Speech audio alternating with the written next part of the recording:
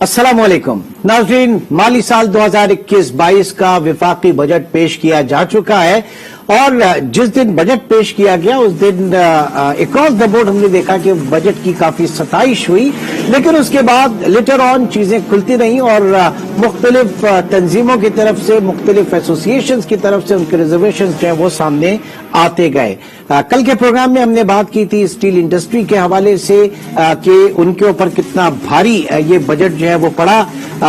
अब आज जरा हम बात करेंगे, अब प्रोग्राम के इस सेगमेंट में, पहले सेगमेंट में हम डिस्कस करेंगे ट्रेडर्स के हवाले से, क्योंकि जो ट्रेडर्स कम्युनिटी है वो भी इस वक्त खुश नहीं है और कुछ कस्टम की जो डेफिनेशन है कस्टम एक्ट, उसमें भी तब्दीली की गई, उसमें तरमीम की गई और स्मगलर की डेफिनेशन को उसके अंदर रिटेलर को भी लेकर आया गया। इसके क्या इम्प्लीकेशंस होंगे और किस तरीके से जो है वो सूरत-ए-हाल आगे बढ़ रही है, इसको हम जायजा लेंगे। इस वक्त प्रोग्राम में हमारे साथ मौजूद हैं सेक्रेटरी जनरल ऑल पाकिस्तान अंजुमन ताजिरान नईम मीर साहब, लाहौर से हमारे साथ मौजूद हैं, और कराची से हमें ज्वाइन किया है साकिब गुडलक साहब ने। आप सीनियर वाइस प्रेसिडेंट हैं Karachi chamber of commerce and industry के। नईम मीर साहब, सबसे पहले आपकी तरफ आता हूं, जो रिकमेंडेशंस आप लोगों की थी, जो तवक्का थी मौजूदा हुकूमत से, किस हद तक वो बजट में रिफ्लेक्ट हुई है? देखिए, ये बात समझने की है कि हुकूमत बजट को पेश करने से पहले ही ये ऐलान कर चुकी थी कि मईशत जो है वो खतरे के जोन से निकल चुकी है और अब हम जो है वो तरक्की का सफर तय करना शुरू कर चुके हैं, बल्कि तरक्की आ गई है, खुशहाली आ गई है।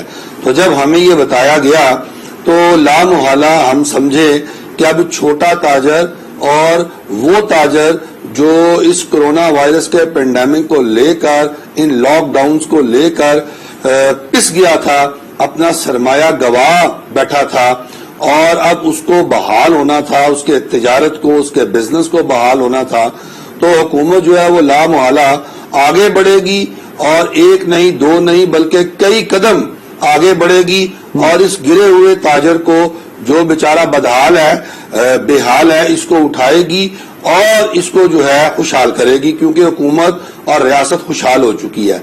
लेकिन जब बजट पेश किया गया तो उसके अंदर हमें हमारी खुशहाली का जो ख्वाब दिखाया गया था वो चकनाचूर हो गया और हमें कोई भी ऐसी चीज नजर नहीं आई जो काबिल सताइश हो, या हम शादियाने बजाएं, या हम ढोल पीटें, या तालियां बजाएं। हुकूमत क्लेम करती है कि टैक्स फ्री बजट है, टैक्स फ्री बजट है, हुकूमत क्लेम करती है। देखिए, ये हुकूमत का क्लेम किसी सूरत भी जो है वो काबिल कबूल इसलिए नहीं है कि जब आप खुद कह रहे हो कि हमने 1100 से 1200 अरब रुपए के जो है वो रेवेन्यू कलेक्शन बढ़ाने हैं, तो ये रेवेन्यू कलेक्शन जो है वो आपने कैसे बढ़ाने हैं पिछले साल से, यानी 4600 अरब रुपया जो है अगर इस साल रवां साल में आप इकट्ठा करते हैं, जो कि बड़ा मुश्किल लग रहा है, तो क्या आप 5800 या 5900 अरब रुपया जो इकट्ठा करेंगे, जो आपका अगला हदफ है, तो वो बगैर नए टैक्सेस लगाए कैसे होगा? और सिर्फ आप उन टैक्सेस की बात ना करें जो इन्होंने 17% सेल्स टैक्स को फ्लैट करके लगा दिए, यानी वो तमाम चीजें जिन पर 12%, 5% या 8% की शरह से टैक्स था, उसको भी 17% कर दिया और उस टैक्स को बढ़ा दिया। लेकिन जो नॉन टैक्स रेवेन्यूज हैं उनमें भी इन्होंने बहुत ज्यादा इजाफा किया और खास तौर पर नॉन टैक्स रेवेन्यूज में जो हमारा पेट्रोलियम डेवलपमेंट लेवी है और जो हमारा गैस का जो सेस है, इसमें जो है ये होश रुबा इन्होंने इजाफा किया और हदफ बनाया कि 610 अरब रुपया ये पेट्रोलियम डेवलपमेंट लेवी से लेंगे और 130 अरब रुपया ये गैस डेवलपमेंट सेस से लेंगे। यानी ये तो नॉन टैक्स रेवेन्यू हो गया और टैक्स रेवेन्यूज को बढ़ाने के हवाले से अलहदा टैक्सेशन की गई। और एक और बात ये कही गई कि 5 लाख जो दुकानदार हैं, ताजर हैं, उनको जो है वो पॉइंट ऑफ सेल्स लगाकर उनसे सेल्स टैक्स भी वसूल किया जाएगा। मैं उसी तरफ आ रहा था, यानी सर कराची का एक बड़ा स्टोर है, मैं नाम नहीं लेना चाहूंगा उसका, करीम साहब ने तो नाम भी लिया था उसका, और कहा कि उसकी सालाना जो सेल है वो 200 से 300 अरब रुपए है और जो वो टैक्स पे करता है वो ना होने के बराबर है एज कम्पेयर टू दिस। तो वो point of sales machine, POS machine जो हैं वो लगाकर ही वसूल किया जाएगा। یہ جو ٹیکس ایویژن بھی تو بہت ہوتی ہے نا اس آپ کا جو پورا سیکٹر ہے اس کے اندر، نعیم صاحب؟ جی میں آپ کو بتا رہا ہوں، دیکھیں انہوں نے رقبے کے اعتبار سے انہوں نے سیلز ٹیکس کی رجسٹریشن اور پوائنٹ آف سیلز لگانے کی بات کیا 1000 مربع فٹ۔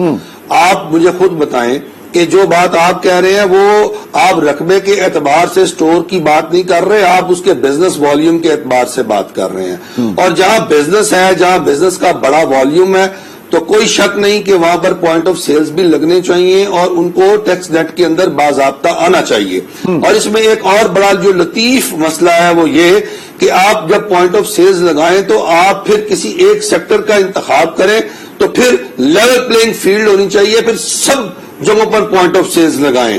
اور پھر تیسرا جو اس میں مسئلہ ہے وہ یہ، تیسرا جو اہم نقطہ ہے اس کو ذرا غور کیجئے گا کہ یہ سارا معاملہ ہے سیلز ٹیکس کی کلیکشن کا۔ اب ہم یہ کہتے ہیں، ہمارا یہ دعویٰ نہیں ہے بلکہ یہ سچ حقیقت ہے، فیکٹ ہے کہ دکانوں پر جو مال خریدے جاتے ہیں وہ تمام کے تمام سیلز ٹیکس ادا شدہ ہوتے ہیں۔ وہ سیلز ٹیکس جو ہم نے اپنے گاہک سے وصول کرنا ہوتا ہے وہ تمام کا تمام سیلز ٹیکس ہم نے اوریجن پہ ادا کیا ہوتا ہے، تب ہماری دکان پہ اور ہمارے گودام میں مال آتا ہے۔ تو ہم نے جب اپنے حصے کا ٹیکس جو ہم نے کلیکٹ اپنا عوام سے کرنا تھا، وہ ہم نے عام صارف سے کرنا تھا، وہ ہم نے پہلے ہی حکومت کو ادا کر دیا ہوا ہے، تو انہوں نے ہم سے لینا کیا ہے؟ اگلا سوال یہ، انہوں نے ہم سے لینا کچھ نہیں ہے، ہم سے ڈاکومنٹیشن کروانی ہے، اور اس ڈاکومنٹیشن کے نتیجے میں ہمیں ان پٹ انوائس اور آؤٹ پٹ انوائس شو کرنی ہے۔ اب ان پٹ انوائس کا یہ حال ہے کہ وہ ملتی نہیں ہے، اب وہ جب ملتی نہیں ہے ٹیکس پورا ہم ادا کرتے ہیں، لیکن جو لوگ ہمیں انوائس نہیں دیتے وہ 40,000 کے قریب ہیں پورے ملک کے اندر، 40,000 سیلز ٹیکس رجسٹرڈ لوگ۔ تو کیا یہ ضروری نہیں کہ پوائنٹ آف سیلز ان 40,000 لوگوں کی فیکٹریوں میں لگائیں، ان کی سیلز ان کی جو کارپوریشنز ہیں یا ان کے دفاتر ہیں وہاں لگائیں، تاکہ وہاں سے سب سے پہلے انوائس جو ہے جو صحیح معنوں میں وہ جنریٹ ہو اور ہم تک پہنچے۔ اور جب انوائس کی چین ہی جو ہے وہ ٹوٹی ہوئی ہے تو ہم آگے سے کیسے ان پٹ آؤٹ پٹ انوائس کا جو ہے وہ حساب کر کے آپ کو دے سکتے ہیں۔ کراچی چلتے ہیں، ثاقب گڈ لک صاحب، آپ کے پاس کس طرح کے ریزرویشنز جو آ رہے ہیں ٹریڈ ایسوسیشنز کی طرف سے، کیا مسائل آ رہے ہیں اس بجٹ کو لے کر؟ ثاقب صاحب سر بات یہ ہے کہ یہ بجٹ آپ نے جیسے کہا، دیکھیں بجٹ نارملی بیلنسنگ ہے، بٹ جو انوملیز ہیں اور جو رولز پاس کیے، اب میں اگر بات کروں آپ نے جیسے کہا امپورٹرز کی، امپورٹرز کو تشویش ہے کہ جو کسٹم پہ انہوں نے وہ لگا دیا ہے کہ 5,000 کے جو پینلٹی تھی انوائس ناٹ فاؤنڈ کی کنٹینر میں، اس کو 100,000 کیا، پھر اس کے بعد اس کو سیکنڈ ٹائم میں 500,000، پھر 1 ملین، اور پھر ویبوک آئی ڈی 1 ایئر کے لیے آپ کی وہ ہو جائے گی، بلاک ہو جائے گی۔ میرے بھائی یہ مجھے بتا دے کہ اگر ایک بندہ مال خریدتا ہے سویڈن سے اور مال شپ ہوتا ہے یو ایس اے سے، یا مال خریدتا ہے چائنا سے یا مال چائنا کے دوسرے، اگر وہاں انوائس نہ فاؤنڈ ہو، ایکسپورٹر کی غلطی ہو تو اس کا بھگتان امپورٹر بھرے، یہ کیسے پاسبل ہے؟ یہ تو کرپشن کا گھر کھلا کر رہے ہیں۔ ہم نے اس کے لیے فائٹ کی، سارا کچھ کیا، فائنانس منسٹر کو سارا سمجھایا کہ یہ رانگ ہے، پر کل پتا چلا کہ بھائی سینٹ نے اور فائنانس منسٹر نے کہا ہم اس کے چارجز 50% کرتے، بھائی 50% بھی ناٹ ایکسیپٹیبل، اس طرح کا رول کوئی ایکسیپٹیبل ہی نہیں ہے۔ ٹھیک ہے 5,000 آپ نے رکھے تھے، ٹھیک ہے، پر یہ تو کرپشن کا گھر ہے کہ بلاک آئی ڈی کی ڈر اور اس کی وجہ سے جو سارا سلسلہ ہوگا تو وہ تو سارا آپ کو پتا ہے کہ ایئرپورٹ پہ وہ امپورٹرز کو بلیک میل کیا جائے گا۔ ایون ہمارے ایکسپورٹرز دنیا میں جہاں بھی ایکسپورٹ کرتے ہیں وہاں ایسی کوئی نیڈ نہیں ہوتی کہ انوائس ڈالیں یا پیکنگ لسٹ ڈالیں۔ میر صاحب دوسرا پوائنٹ آف ویو جیسے آپ نے کہا کہ ٹریڈرز کا، دیکھیں جو لاز کے اندر چینجز کی ہے نو ڈاؤٹ وہ بڑی تشویشناک ہے۔ اگر میں بات کروں اسمگلنگ پوائنٹ آف ویو پہ کہ انہوں نے کہا ہے کہ ہم آ کے چیک کریں گے کہ یہ مال اسمگلنگ کا ہے کہ کیا ہے۔ میرے بھائی مجھے یہ بتا دیں کراچی میں کس جگہ پہ اسمگلنگ ہوتی ہے؟ اسمگلنگ کا مال جہاں سے آتا ہے وہاں روکنا چاہیے، نہ کہ آپ ایسے لوگ کر کے یہاں پہ کرپشن کا گھر کریٹ کریں کہ وہ آ کے شاپس پہ بازاروں میں آ کے ڈپارٹمنٹ کے لوگ ان کو ڈرائیں اور ان کو وہ کریں کہ ہاں اگر نہیں تو ہم آپ کا یہ اسمگلنگ کر کے آپ کے اوپر کیس بنا۔ ٹھیک ہے، مطلب نہیں میر صاحب یہ جو نئی چیز ہے کسٹم جو قوانین میں ترمیم اور اس کے بعد اسمگلر کی ڈیفینیشن جو ہے وہ اس میں چینجز اور ایک ریٹیلر جو ہے اس کو بھی اس میں شامل کر لیا گیا کہ اب آپ کی دکان پہ بھرا پڑا ہے. پورے پاکستان میں ہم دیکھ رہے ہیں کہ کتنی امپورٹڈ آئٹم ہے, اور اگر دکاندار کے پاس اس کی انوائس نہیں ہے, وہ ڈاکیومنٹ نہیں ہے کہ اس نے کہاں سے امپورٹ کیا, وہ نہیں ثابت کر سکتا, تو پھر وہ اسمگلر جو ہے وہ شمار ہوگا اور اس کو اسی کی سزائیں ملیں گی. کیا کس طرح سے دیکھا جا رہا ہے اس کو لاہور میں, وہاں کی مارکیٹس میں, وہاں پہ بھی بڑا انفلکس اس طرح کی چیزوں کا؟ میر صاحب دیکھیں جی, یہ جو قانون بنا ہے یہ قابل مذمت ہے اور ہم اس پر احتجاج کریں گے. اور اگر قانون بنانا مقصود ہی تھا تو یوں بنا دیا جاتا کہ جس دکان سے آپ نے اسمگلنگ کا مال برآمد کرنا ہے یا ہوا ہے, پہلے اس کی پوری چین کو جو ہے وہ انرتھ کیا جائے, ڈسکور کیا جائے. چین ہی تو انرتھ ہے سر, چین ہی تو کنیکٹ نہیں ہو پا رہی ہے کہیں سے. مسئلہ سارا پوری معیشت کا یہی ہے کہ چین نہیں ہے. جی چین اس لیے کنیکٹ نہیں ہو پا رہی یا انرتھ نہیں ہو پا رہی کیونکہ یہ خود جو قانون بنانے والے ہیں یہ خود اسمگلر ہیں اور اسمگلنگ خود کرواتے ہیں. یہ ایف بی آر کرواتا ہے, یہ کسٹم کرواتا ہے. اب وہ اسمگلنگ پرانے زمانوں کی طرح نہیں ہوتی, اب مس ڈکلیریشن ہوتی ہے. یہ تمام اسمگلنگ جو ہے یہ پورٹ سے ہوتی ہے, یہ تمام اسمگلنگ جو ہے یہ کیری کے ذریعے ہوتی ہے, اور یہ سارا کیری کا کاروبار اور اسمگلنگ کا کاروبار جو ہے یہ حکام کی ملی بھگت کے بغیر ہو ہی نہیں سکتا. تو میں یہ جاننا چاہتا ہوں کہ اگر قانون آپ نے بنانا ہی ہے تو سب سے پہلے اس پوری چین کو انرتھ کریں, اور ہاں جو دکاندار جس کو آپ گرفتار کریں تو اس سے پہلے آپ اس کسٹم آفیسر کو گرفتار کریں, آپ سرکاری افسر کو گرفتار کریں جس نے سہولت دی, جس نے کرپشن کی, جس نے پیسہ کھایا اور جس نے اسمگلنگ کے مال کو چھوڑا, اس کو آپ گرفتار کریں اور ساتھ ریٹیلر کو بھی گرفتار کر لیں. کوئی مسئلہ نہیں ہے, ہم سمجھتے ہیں یہ ریاست کے مفاد میں ہونا چاہیے. لیکن یہ تو کوئی بات نہ ہوئی کہ چھوٹے تاجر کو پکڑے اور پکڑا کوئی نہیں جائے گا. سنیں آخری بات, اگر یہ قانون رہے گا تو پکڑا کوئی نہیں جائے گا. رشوت اور کرپشن اور پیسہ کمایا جائے گا. پہلے رشوت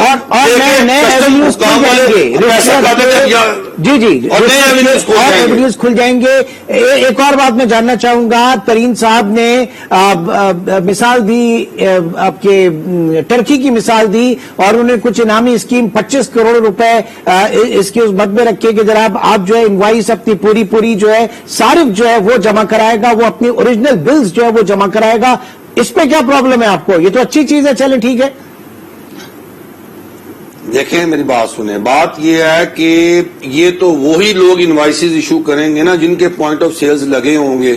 جن کے پوائنٹ آف سیلز لگے ہی نہیں ہوں گے وہ تو انوائسز دیں گے ہی نہیں. اب ایک دکان سے انوائس مل رہی ہے, دوسری دکان سے انوائس نہیں مل رہی, کیونکہ قانون آپ کا کہہ رہا ہے کہ 1000 مربع فٹ کی جو دکان ہے اس نے انوائس دینی ہے اور دوسری نے دینی نہیں ہے. یعنی پوائنٹ آف سیلز تو وہاں لگنا ہے نا قانون کے مطابق. تو اس کا مطلب ہے جب چھوٹی دکان پہ وہ گاہک جائے گا خریداری کرنے, وہ کہے گا مجھے پرچی دو, وہ پرچی نہیں دے گا, وہاں لڑائی ہوگی, جھگڑا ہوگا. دیکھیں بات یہ ہے کہ یہ پانسے بازی اور یہ جو لاٹری بازی ہے نا, ان چیزوں سے معیشت آگے بڑھنے والی نہیں ہے. آپ ٹھوس بات کریں اور سٹیک ہولڈرز کے ساتھ بیٹھیں اور ہمارے عملی مسائل کو جو ہے اس کو توجہ دیں, انہیں سنیں. ہم سے تو انہوں نے مشورہ ہی نہیں کیا کیا کرنا ہے. ہم سے مشورہ کریں. ہم آپ کا ریونیو جو ہے اس کو نہ بڑھا پائیں, ہم ڈاکومنٹیشن کو جب آپ آسان کر دیں, سادہ کر دیں, عام فہم کر دیں تو ہم اسے نہ اختیار کریں تو پھر تو ہم جرمدار ہیں. اگر آپ ہمیں پیچیدہ ترین نظام دیں, مشکل ترین ڈاکومنٹیشن دیں, ایسی ڈاکومنٹیشن جس کو سمجھنے کے لیے چارٹرڈ اکاؤنٹنٹ بھی غلطیاں کر جائیں, ٹیکس لائرز بھی غلطیاں کر جائیں, عام تاجر جو ہے اس ڈاکومنٹیشن کو پیچیدہ نظام کو کیسے سمجھے گا؟ تاکہ وہ غلطیاں کریں گے تو آپ انہیں سزائیں دیں گے, جرمانے دیں گے, پھر سزائیں اور جرمانوں سے ڈرنے کے بعد وہ رشوت دے گا, وہ کرپشن میں مبتلا ہوگا, اور اس طرح کرپشن کے اور ایونیوز کھلتے جائیں گے. ثاقب صاحب یہ فرمائیے کہ کیوں کنسلٹیشن نہیں کی جاتی؟ یہ اتنے پروسیجرز کیوں ہیں؟ ٹریڈ ایسوسیشنز ان کی چیزوں کو, ان کی ریکمنڈیشنز کو پہلے بھی نہیں گردانا جا رہا تھا, اب بھی نہیں گردانا جا رہا ہے, یہ روش کیوں ہے؟ دیکھیں بات یہ ہے کہ چیمبرز اور ٹریڈ ایسوسیشن جو بھی تجویز دیتے ہیں نا وہ گراؤنڈ ریئلٹی کو دیکھتے ہوئے دیتے ہیں. اگر ایف بی آر یا بیوروکریسی ایسے رول پاس کر دے جو امپلیمنٹ بھی نہیں ہو سکتے اور کرپشن کا گھر کھلے, اور آئے دن یہاں تک کہ ہمارے ایف ایم فائنانس منسٹر صاحب کہتے ہیں भाई लोगों को नोटिस नहीं आएंगे, हमने एक्सपोर्ट बढ़ाने के लिए रॉ मटेरियल के प्राइस पर जब एनोमलीज के अंदर बात करते हैं और जो बातें सामने आती हैं तो हमें तो ऐसा लगता है कि वहां जाके लोग अपनी मर्जी के फैसले करा लेते हैं उनसे, जो नजर आ रहा है। जाहिर ये है कि वो अगर स्टेक होल्डर्स को बिठाए और इसका फैसला करें और ग्राउंड रियलिटी को देखते हुए वो डिसाइड करें तो ऐसा लगता है कि बजट भी ठीक रहेगा। और बात यह है कि देखें, लोग जो टैक्स नेट में है अब सारा बर्डन उसी पे डालते हैं बार बार। हर बजट के अंदर जो टैक्स नेट में नए टैक्स पेयर लोगों को लाने के लिए, जैसे एनआईसी की शर्त है, पिछले 2 साल से हम कह रहे हैं कि भाई आप एनआईसी की शर्त एनआईसी भी लेना और उनको पेनलाइज भी करना, ये कौन सा तरीकेकार है? या तो जो एनआईसी देता है उसको एज अ रजिस्टर काउंट करे, उसको एज अ रजिस्टर उसको पेनलाइज ना करे, और जो नहीं देता आप उसको पेनलाइज करे, जो एक समझ में आने वाली बात है। पर अल्लाह जाने वो, क्योंकि जो हम तो जो भी तजवीज देते हैं वो ग्राउंड रियलिटी को देखते हुए देते हैं कि जो इम्प्लीमेंट हो सकती है, जो इजी है, जो टैक्स नेट में लोगों को ला सकते हैं। ठीक है, बहुत बहुत शुक्रिया साकिब गुडलक साहब, आपका प्रोग्राम में शरीक रहे। नईम मीर साहब हमारे साथ मौजूद हैं। एक ब्रेक की तरफ चलेंगे और ब्रेक के बाद बात होगी कराची में गैस बहरान के हवाले से। कराची की इंडस्ट्रीज जो हमारी जो गैर बरामदी सनतें हैं वो उनका बड़ा बुरा हाल है। क्या सूरत हाल है और ये सूरत हाल आगे कितनी संगीन होती चली जा रही है, इसके ऊपर जुबैर मोतीवाला साहब भी हमारे साथ मौजूद होंगे जो कि चेयरमैन है बिजनेसमैन ग्रुप के। एक छोटे से ब्रेक के बाद दोबारा मिलते हैं।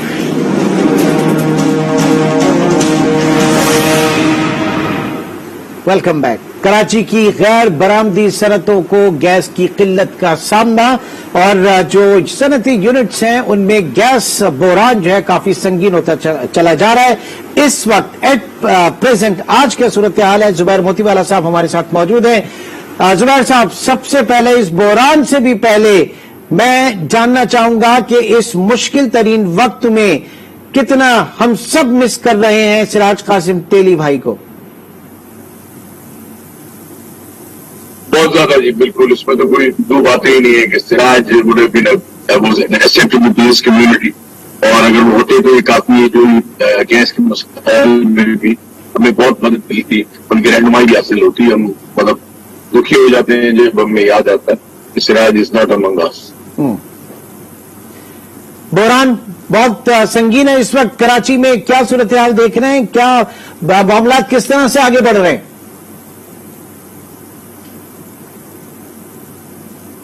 ये पिछले कोई ये एक ये जो आप जो कह रहे हैं ना कि नॉन एक्सपोर्टिंग इंडस्ट्री को गैस इज नॉट अवेलेबल, क्योंकि इन्होंने जो है वो कुरन पशाकी की जो एक फील्ड है जो 177 MMCF देती है वो उसको टर्न अराउंड पे डाल दिया है। जब आप उसको टर्न अराउंड पे डालेंगे और आपके पास जो RLNG की जो अराइवल है वो 150 आप इसको रिटेन करते हैं कराची में, और जो हमारा 1200 साढ़े 1200 रिक्वायरमेंट है वो डिप्लीशन ऑफ द फील्ड की वजह से वैसे ही 1050 पे पहुंच गई। अब इसमें से आप 177 निकाल दें, you can not sustain the system with more than 25% shortfall in the supplies, ये नहीं हो सकता। उसी वजह से वो सारा सिस्टम बैठा हुआ है, किसी को गैस नहीं मिल रही, चाहे ये इंडस्ट्री हो चाहे वो इंडस्ट्री हो। मतलब जनरल इंडस्ट्री को भी नहीं मिल रही और जनरल इंडस्ट्री को भी नहीं मिल रही और एक्सपोर्ट ओरिएंटेड को भी नहीं मिल रही, दोनों को नहीं मिल रही है इस वक्त। पाइपलाइन तो एक ही है ना जी, मेरे बराबर में कोई नॉन एक्सपोर्टर है, उसके उस तरफ एक्सपोर्टर है, उससे क्या फर्क पड़ेगा? पाइपलाइन तो वही है। तो पाइपलाइन के अंदर गैस नहीं है और कोई इनके पास कोई ऐसा निजाम नहीं है जिससे ये डिफरेंशिएट करके इसको बंद करें उसको चलाएं। ये तो या तो ये बाहर से आके उसके वाल्व को बंद करें, which is a very very long exercise. उसके कैसे हो सकता है? इस वक्त तो सारे सफर करना है, चाहे एक्सपोर्टर हो चाहे नॉन एक्सपोर्टर हो, ये बिल्कुल क्लियर बात। और इस तरह से आपको इतना बड़ा नुकसान हो रहा है कि आप इसका अंदाजा नहीं लगा सकते। आज आपको पता है ना कंटेनर्स की क्या सूरत हाल है। तो कंटेनर की सूरत हाल है उसमें अगर आप इसको बाई सी का जो पाई एयर हो गया तो जो आपका इस वक्त जो किराया चले वो $90,000 पड़ेगा पाई एयर। तो वो तो इतने का तो माल भी नहीं है कंटेनर के अंदर। تو جو ہے نا یہ اس قدر یہ ہماری تو ایسی پوزیشن ہو گئی ہے کہ آپ کو بیان سے باہر ہے. مس مینجمنٹ کیوں ہوئی, کیا وجہ, اور اس کو ٹیکل کس طریقے سے کیا جا رہا ہے؟ آئی ایم شیور کہ آپ لوگوں سے ملے ہوں گے, ایسوسیشنز کی ملاقات ہوئی ہوگی, اور ایس ایس جی سی کے لوگوں سے, گورنر سے, بہت ساری چیزیں اس میں چل رہی ہوں گی. کہاں تک پہنچے, بات کہاں تک پہنچی ابھی تک؟ جب ہم نے بہت شور کیا اور ساری جگہوں سے جو ہے نا ہم نے سب سے باتیں کی, سب ہم سے بات کرتے ہیں, چاہے تابش گور ہو یا عمران مانیار ہے, ایم ڈی, سب سے بات کر رہے تھے. پرائم منسٹر گورنر نے بڑا ہمارا ساتھ دیا, اور جب گورنر کاغان میں تھے اپنی فیملی کے ساتھ چھٹیوں پہ, تو میں نے ان کو وہاں تنگ کیا, وہاں سے میں نے پرائم منسٹر سے بات کی, اور پرائم منسٹر نے یہاں ان کو جو ہے نا فورس کیا, اور آج فائنلی جو ہے اس کے ساتھ میٹنگ ہوئی تھی گورنر کے ساتھ, where everybody was present, چاہے وہ کے ای کا ایم ڈی ہو, چاہے وہ آپ کا ایس ایس جی سی کا ہو, ایوری بڈی واز دیئر. ہم نے اس کے اندر بڑی سیر حاصل گفتگو بھی کی اور بات بھی کی, اور ہم نے اپنی بڑاس بھی نکالی کہ اتنے دن ہو گئے, ہمیں کوئی پوچھنے والا نہیں ہے, انڈسٹری بند پڑی ہے, یہ کیسے ملک چلے گا؟ وہ شہر جو کہ پورے ملک کا 60% ایکسپورٹ کرتا ہے, اس کے ساتھ آپ یہ حال کرتے ہیں. وہ شہر جو آپ 65% ریونیو دیتا ہے, آپ اس کے ساتھ یہ حال کرتے ہیں. تو اس کے ساتھ ہم نے دیکھیں, دنیا میں یہ جو ہے نا ہمارے یہاں کوئی انوکھی چیز نہیں ہے کہ یہ کوئی فیلڈ جو ہے نا ٹرن اراؤنڈ پہ گئی ہے. یہ فیلڈ ٹرن اراؤنڈ پہ جاتی ہے, لیکن ہوتا یہ ہے کہ ان کے پاس کوشنز ہوتے ہیں. اگر ہمارے پاس کوشن نہیں ہے تو میں نے ان کو ایک علاج آج دیا تھا, کہ انہوں نے کہا کہ یہ تو بالکل ٹھیک ہے. اب دیکھیں 7 دن چلے گئے, آج ہم نے علاج دیا, اور اس کو کہہ رہے ہیں ہاں جی اب ٹھیک ہے, ہم اس کی ٹرائی کر سکتے ہیں. وہ پورا علاج یہ ہے کہ دیکھیں, اگر کراچی اتنا بڑا شہر ہے, اس کی اتنی بڑی سپلائیز ہیں, آپ اس کو 6 حصوں میں تقسیم کر دیں, اور سنڈے کو چھٹی کرنا ضروری تو نہیں ہے نا, آپ نے 6 دن چلانا ہے ہفتے میں. تو آپ لانڈی کو آپ نے مثال کے طور پر منڈے کو بند کر دیا, لانڈی 2 کو ٹیوزڈے کو کر دیا, کورنگی کو ویڈنسڈے کو کر دیا, سو آن, سب کو ہفتے میں چھٹی ملے گی, اور 13% گیس بچ جائے گی, وچ آئی بلیو, میں کیا وہ انہوں نے بھی آج تو قبول کیا ہے کہ یہ گڈ انف ہوگی کہ ہم جو ہے نا اپنی انڈسٹری کو جو ہے نا 6 دن کم از کم جو ہے نا پورے پریشر کے اوپر چلا سکتے ہیں. یہ علاج میں عمران آپ سے پوچھتا ہوں, یہ کب ہونا چاہیے تھا؟ یہ جب ڈیسائیڈ کر رہے تھے کہ اب اس کے علاج سوا کوئی چارہ نہیں ہے کہ اس کو ٹرن اراؤنڈ پہ جانا پڑے گا, اس کے ٹیکنیکل فالٹ بہت زیادہ آ رہے ہیں. کنن پشاکی جو ہماری سب سے بڑی سندھ کی گیس فیلڈ ہے, تو پھر کیا کرنا چاہیے تھا؟ اس وقت کرنا چاہیے, اس وقت ہم کو بتاتے ہیں کہ بھائی ہم کرنے جا رہے ہیں. اس کے بعد اب ترا یہ ہے کہ اب جو انرجی جو آپ کی RLNG جو آ رہی ہے, اس کا بھی ڈرائی ڈاک آ رہا ہے. ڈرائی ڈاک یعنی کہ اس کے اندر جو ہے نا اس کا بوائلر کا کام ہوگا اس کا, تو وہ بھی 29 تاریخ سے جو ہے نا ڈرائی ڈاک پہ جا رہا ہے. یہ جو 1200 MMCF آ رہی ہے, یہ بھی 600 ہو جائے گی. پھر اس کے اوپر ایک اور خبر خراب یہ ہے کہ ہائیڈل الیکٹریسٹی کے حالات بہت خراب ہیں. 2500 سے 3000 میگا واٹ کا پروڈکشن کم ہو گیا ہے, کیونکہ جو جیسے برف پگھلنی چاہیے تھی, جتنی گرمی پڑنی چاہیے تھی, وہ نہیں پڑی, اور برف بھی اتنی اس سال نہیں آئی. تو جو واٹر لیول جب گون ڈاؤن, تو یہ ساری چیزوں کے بعد اگر ہم کو ایک دوسرے کے ساتھ مل کے چلنا پڑے گا. ہم یہ کہتے ہیں کہ اسٹیک ہولڈر کو کیوں نہیں مٹاتے؟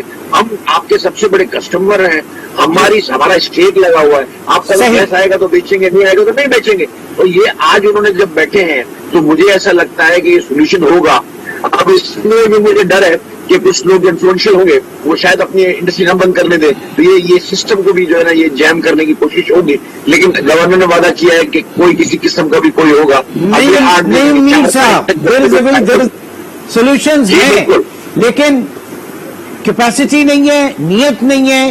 کیا دیکھتے ہیں آپ لاہور میں بیٹھ کے, پاکستان کا سب سے بڑا معاشی ہب, 60-70% ریونیو جمع کرنے والا, ایکسپورٹ میں سب سے آگے, اور اس شہر کی صنعتوں کا یہ حال, کوئی پرسان حال نہیں ہے. میر صاحب کیسا لگتا ہے آپ کو یہ سب دیکھ کے؟ دیکھیں, یہ سب دیکھنے کے بعد تو یہ بات واضح ہے کہ جب یہ حکومت اقتدار میں آئی تو اس حکومت کے پاس کوئی ماسٹر پلان, اور اس حکومت کو معیشت کی سمجھ نہیں تھی, اور اس حکومت نے ریاستی امور کیسے چلانے تھے اس کا بھی کچھ پتہ نہیں تھا. یہ ہمارے جو 3 سال گزرے ہیں, یہ حکومت کو معیشت سمجھانے میں گزر گئے ہیں. بدقسمتی کہ ابھی تک معیشت بارے ان کو کچھ بھی سمجھ نہیں آئی.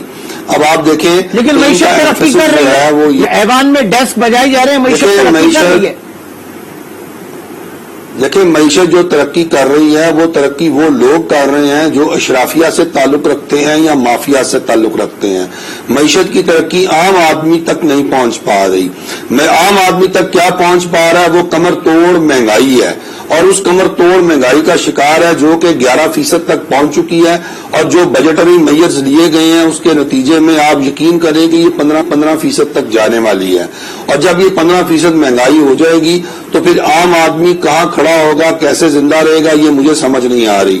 کہنے کو تو فی کس آمدنی میں 15% اضافہ ہوا ہے, لیکن فی کس آمدنی جو ہے اس کا فارمولہ یہ ہے کہ میرے 90 روپے آمدن ہو, آپ کی 10 روپے ہو, تو 90 جمع 10 کر لیں اور تقسیم 2 پہ کر لیں تو میری اور آپ کی 50-50 آمدن ہوئی, اور 40 روپے آپ کے کدھر ہیں؟ وہ میری جیب میں ہے, وہ آپ کی جیب میں نہیں ہے. آپ کی جیب میں 10 ہی ہے لیکن آپ کی آمدن 50 ہو گئی. اب مجھے یہ بتائیں کہ جو عمران خان صاحب کے دائیں اور بائیں لوگ بیٹھے ہیں ان کی تو آمدن بڑھ گئی اور ہماری آمدن کم ہو گئی. تو بھائی یہ ہے وہ فی کس آمدن کا ڈھکوسلا جو آپ ہمیں بتا رہے ہیں, جو ہمیں فگرز آپ بتا رہے ہیں. اگر ترقی ہوئی ہے تو ٹھیک ہے جی, ترقی ہوئی ہے, لیکن اس ترقی کے اثرات اور ثمرات جو ہیں وہ میرے عام تاجر کو اور پاکستان کے عام عوام تک کیوں نہیں پہنچ پا رہے؟ یہ بہت بڑا سوالیہ نشان ہے جس کا کوئی جواب نہیں ہے ان کے پاس. یہ کاغذی کاروائی ہے. میکرو لیول پر جو انڈیکیٹر جو پازیٹو ہو گئے, ٹھیک ہے بھائی, میکرو لیول پر بڑے پازیٹو ہو گئے, کیا مائکرو لیول پر بھی آپ نے کوئی سروے کنڈکٹ کیا ہے؟ کیا اس کسی سروے کو آپ تسلیم کرتے ہیں؟ کیا مائکرو لیول پر آج جو عام آدمی کے حالات ہیں, کیا ان حالات کا ادراک آپ کو ہے؟ کچھ آپ کے پاس ان کے اعداد و شمار ہیں؟ کیا آپ 20,000 روپے کی تنخواہ میں عام آدمی کے گھر کا بجٹ ناز سکتے ہیں؟ آپ تو کہتے ہیں جی میری 2 لاکھ روپیہ تنخواہ ہے اور میرا 2 لاکھ میں گزارا نہیں ہوتا, اور فوری طور پر آپ اپنی تنخواہ 8 لاکھ روپیہ کر لیتے ہیں. تو بھائی جب آپ کا 2 لاکھ روپے میں گزارا نہیں ہوتا, آپ ایماندار بھی ہیں, آپ ہینڈسم بھی ہیں, آپ کے اندر ساری خوبیاں موجود ہیں, آپ جناب کفایت شار بھی بڑے ہیں, تو مجھے بتائیں عام آدمی کا 20,000 روپے میں گزارا کیسے ہوتا ہوگا؟ عام آدمی کا 20,000 میں گزارا کیسے ہوگا؟ اور ظاہر ہے کہ اس وقت جو اسٹریٹجی ہمیں بتائی گئی پارلیمنٹ کے اندر وہ ایکسپورٹ اور ایکسپورٹ کے اوپر رکھ کے کی گئی, لیکن کراچی کے ایکسپورٹ یونٹس بڑی مشکل سے پینڈیمک میں ایک بلیسنگ ان ڈسگائز ہوئی تھی کہ ہمیں آرڈرز ملنا شروع ہوئے تھے, لیکن اب وہ حالات خراب ہیں. کیا اس وقت ہمارے ایکسپورٹ کے حالات ہیں؟ اور زبیر موتی والا صاحب سے جانیں گے. ایک چھوٹے سے بریک کے بعد دوبارہ ملتے ہیں.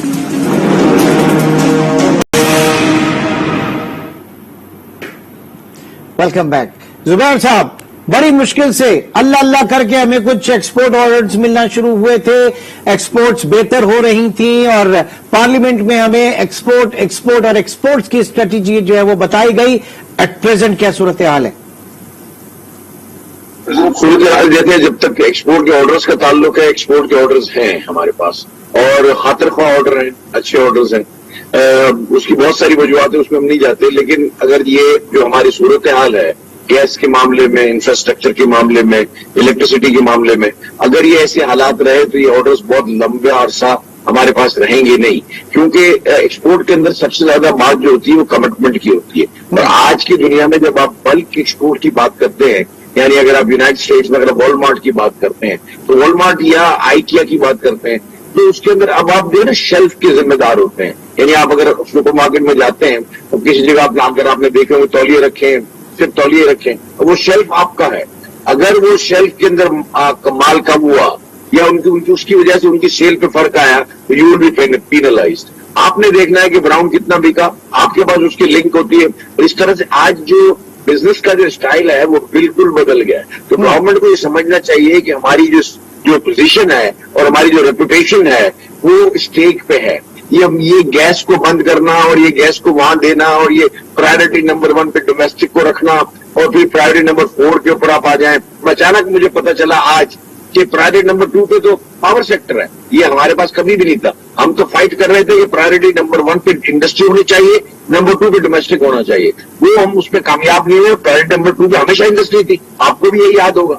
آج ہمیں بتایا گیا کہ پرائرٹی نمبر 2 پہ تو پاور ہے اور پرائرٹی نمبر 3 پہ KE ہے, کراچی الیکٹرک. اس کے بعد پرائرٹی 4 پہ ہم جو ہے انڈسٹری آتی ہے, جو انڈسٹری آپ کو آپ کی $25 بلین کی ایکسپورٹ دیتی ہے, آپ اس سے مانگ رہے ہیں, اور ہمارا اگلا ٹارگیٹ جو ہے وہ $30 بلین کا ہے ان دی ایئر 2023. وہ ہم کیسے اچیو کریں گے؟ اور اب دوسری بات میں آپ کو بتاؤں عمران, سب سے اچھی بات اس گورنمنٹ نے یہ کی کہ ایک ٹف کی اسکیم لے کے آئی, جو 1% کے اوپر آپ کو جو ہے نا لونز تھی, اس سے $2.5 بلین کی مشینری امپورٹ ہوئی, جو اگر آپ ان ایکویلنٹ ٹرمز آپ دیکھیں تو ٹیکسٹائل سیکٹر میں اس کا جو ہے نا 30% کیپیسٹی اس سے بڑھ جائے گی. یہ جو بھی آ کے انسٹال ہو جائے گی, ابھی کچھ پائپ لائن میں کچھ لگ گئی ہیں, کچھ لگ رہی ہیں. اگر اس کے لیے کیا چاہیے ہوگا, اگر آپ کسی بچے سے بھی پوچھیں, میں نے وزیر خزانہ سے کہا, میں نے کہا دیکھیں آپ نے اگر یہ کام کر دیا ہے تو آپ مجھے 30% انفراسٹرکچر بھی دیں, مجھے 30% گیس بڑھا کے دیں, مجھے 30% الیکٹریسٹی بڑھا کے دیں, جبھی تو یہ میں چلا پاؤں گا. صحیح. اور جب یہ چل پاؤں گا تو 30% ایکسپورٹ میرا بڑھے گا بائی ایئر 23-24. تو آپ یہ تو کچھ کر ہی نہیں رہے. آپ صرف مشین لگانے سے مشین نہیں چلتی, مشین ہوا سے نہیں چلتی, مشین کو گیس چاہیے, الیکٹریسٹی چاہیے. تو یہاں پہ الٹا یہ ہو رہا ہے کہ ٹرن اراؤنڈ پہ چلی گئی, آپ نے جو کرنا ہے کریں گی, اب تو گیس ہے ہی نہیں.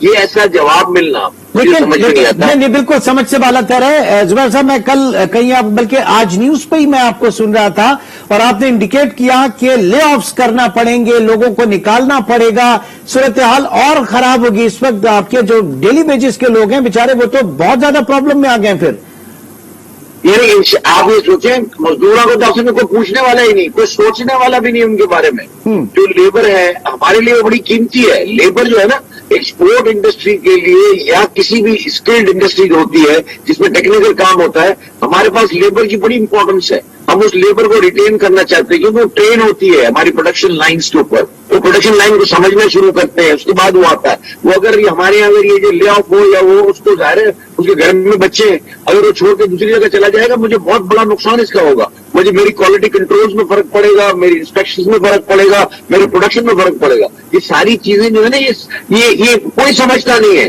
یہ دیکھیں بات یہ ہے کہ اگر آپ نے دنیا میں جو ایکسپورٹ کرتے ہیں وہ آپ جائیں تو صحیح.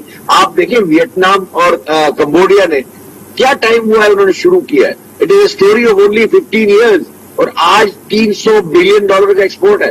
میں تو جب کسی سے کہتا ہوں کہ یار آپ کا ایکسپورٹ کتنا ہے, تو مجھے کہتے ہوئے بڑی شرم آتی ہے جب کسی انٹرنیشنل فورم میں جاتے ہیں کہ جی ہمارا 25 بلین ہے. وہ مذاق کرتے ہوں کہ کیا بات کر رہے ہو, 22 کروڑ لوگوں کے ملک میں $25 ارب ایکسپورٹ, اور آپ کی ایگریکلچر پروڈیوس کیا ہے. تو میں نے کہا جی $25 ارب وہ بھی ہے. تو بولا $25 ارب کی ایگریکلچر پروڈیوس, اور آپ $25 ارب صرف ایکسپورٹ کرتے ہیں. بولا جی باقی جو ہم کر ہی نہیں سکتے کیونکہ ہمارے پاس انفراسٹرکچر نہیں ہے. اچھا, اب عوام کی جو بات ہوئی, ظاہر ہے کہ دیہڑی دار طبقے کی بات ہوئی. نہیں میر صاحب, آپ کی طرف آؤں گا. پرائم منسٹر کا کہنا ہے, حکومت کا کہنا ہے کہ منافع خوری جو ہے وہ بہت کی جاتی ہے, تاجر بھی اس میں آگے ہیں. دیکھیں یہ تو ایک بہت ہی گھسا پٹا اور بہت ہی گھٹیا سا الزام ہے جو حکومت اپنی نااہلی اور نالائکی کو چھپانے کے لیے اور اپنی ذمہ داریوں سے فرار اختیار کرنے کے لیے یہ تاجروں پہ ڈال دیتے ہیں. دیکھیں کوئی بھی اشیاء ہیں جو ہم خریدتے ہیں اس پر 17% ٹیکس کون وصول کرتا ہے؟ حکومت کرتی ہے. اس کے بعد 1.25% کی شرح سے ٹرن اوور ٹیکس ہے جو کہ 1.5% تھا, یعنی 18.5% کا ٹیکس جو ہے وہ تو حکومت وصول کر رہی ہے. آج سیلز ٹیکس جو ہے کم سے کم آپ اشیاء ضروریہ اور کھانے پینے کی جو اشیاء ہیں اگر آپ ان پر سیلز ٹیکس ہی ختم کر دیں تو میرا خیال ہے کہ قیمتیں جو ہیں وہ ان میں نمایاں کمی آ جائے گی اور عوام الناس جو ہیں انہیں سہولت اور آسانی مل جائے گی. لیکن اپنا ٹیکس پورا لے رہے ہیں, اپنا حصہ پورا لے رہے ہیں, اور پھر ذمہ دار جو ہے وہ تاجر کو ٹھہرا رہے ہیں کہ وہ منافع خوری کر رہا ہے.